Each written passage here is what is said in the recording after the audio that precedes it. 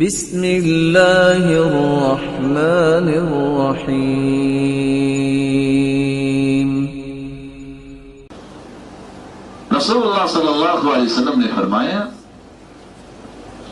کوئی بھی ایسا انسان یصیبہ کرب او بلاء من امر الدنیا، دنیا کی کوئی مصیبت آ جائے، اس پہ کرب آ جائے، غم آ جائے،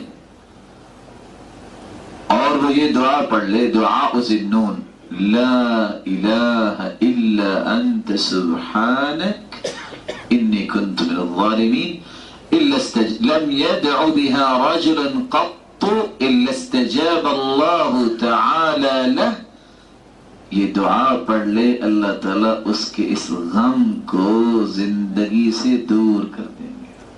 یا ایھا الانسان